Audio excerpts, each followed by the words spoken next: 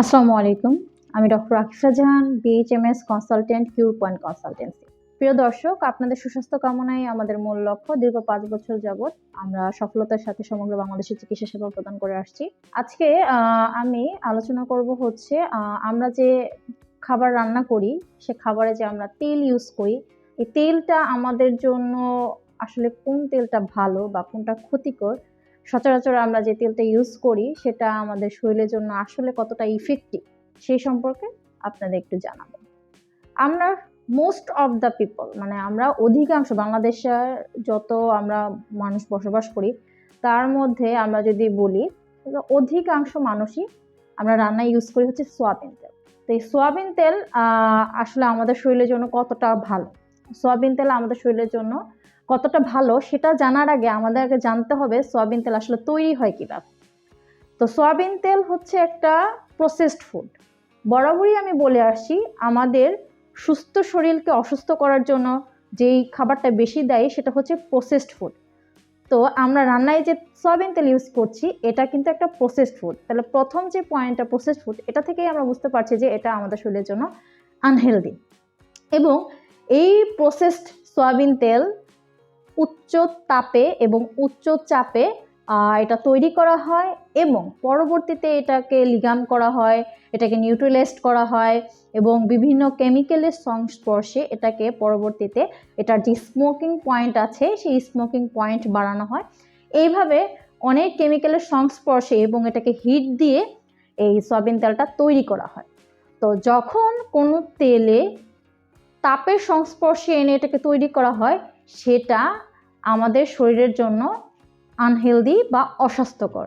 যেহেতু সয়াবিন তেল উচ্চ তাপে এবং চাপে তৈরি করা হচ্ছে এবং বিভিন্ন কেমিক্যালের সংস্পর্শে এটা রেডি করে বাজারজাত করা হচ্ছে এবং সেটা ওভাবেই আমরা রান্না করে খাবার রান্না করছি এবং রান্না করে সেই খাবার গ্রহণ করছি, তার মানে প্রথমত এটা তো ভালো না। দ্বিতীয়ত হচ্ছে এটার সাথে আমরা তেলের সাথে আমরা বিভিন্ন ধরনের কেমিক্যাল গ্রহণ করছি খাবারের সাথে। তো এই তেল একদমই আপনার শরীরের জন্য ভালো না। এই তেল দীর্ঘদিন পর্যন্ত যদি আপনি ইউজ করে থাকেন রান্নার ক্ষেত্রে, সেক্ষেত্রে আস্তে আস্তে আপনার শরীরে বিভিন্ন ধরনের ইনফ্লামেশন তৈরি হবে। আমরা জানি যে আমাদের শরীরে যে ক্রনিক যে ডিজিজগুলো আছে বা ক্রনিক যে রোগগুলো আছে সেগুলো তৈরি হয় হচ্ছে ইনফ্লামেশনের মাধ্যমে। যখন এই ইনফ্লামেশন আস্তে আস্তে ক্রনিক ইনফ্লামেশন হয়ে যাবে তখন আমাদের বিভিন্ন ধরনের ক্রনিক ডিজিজগুলো তৈরি হবে। এছাড়াও আমাদের গ্যাস্ট্রিকের সমস্যা তৈরি হবে। আমরা দেখা যাচ্ছে অধিকাংশ পেশেন্টই তাদের আসলে ডক্টর দেখানোর প্রয়োজন পড়ে না, তারা দেখা যাচ্ছে যে বিভিন্ন ফার্মেসি থেকে গ্যাস্ট্রিকের ওষুধ নিয়ে গ্যাস্ট্রিকের ওষুধ কন্টিনিউ খাচ্ছে। তারা এটা বুঝতেই পারছে না যে তারা নিজেদের কত ক্ষতি করছে।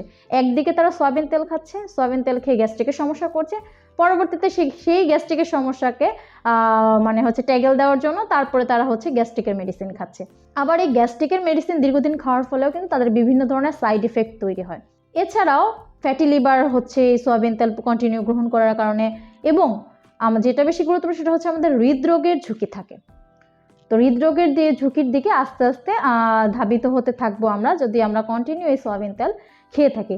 তাহলে আপনি যেই তেলটা ইউজ করার কারণে আপনি এতগুলো সমস্যার সম্মুখীন হচ্ছেন, তাহলে আপনি সুস্থ কীভাবে থাকবেন? এই তেল গ্রহণ করলে আপনি অবশ্যই সুস্থ থাকবেন না। সেজন্য আমাদের সকলেরও উচিত যে সয়াবিন তেলটা বর্জন করা। সয়াবিন তেলটা আমাদের স্বাস্থ্যের জন্য যেহেতু ক্ষতিকর, সেই জন্য আমরা এটা সয়াবিন তেলটাকে বর্জন করব। কারণ আমাদের সুস্বাস্থ্য কামনাই হচ্ছে মেইন বিষয়, যে আমরা সুস্থ থাকবো। সুস্থতাই হচ্ছে আমাদের জন্য গুরুত্বপূর্ণ। তো সুস্থ থাকার জন্য এই সয়াবিন তেল যদি আমাদের ক্ষতি হয় সেক্ষেত্রে আমরা সয়াবিন তেলকে আমরা হচ্ছে বাদ দিয়ে অন্য যেই তেলটা আমাদের জন্য হেলথের জন্য ভালো সেটা ইউজ করবো। তাহলে সেটা কি ইউজ করতে পারি? যেমন হচ্ছে কোল্ড প্রেসড কোকোনাট অয়েল, এটা আপনি খাবারে ইউজ করতে পারেন। তারপর হচ্ছে কাঠের ঘানি ভাঙা যে সরিষার তেলগুলো আছে এটা আমাদের শরীরের জন্য ভালো, যে একবার প্রেস করে যেটি সরিষার তেলটা বের করে আনা হয়।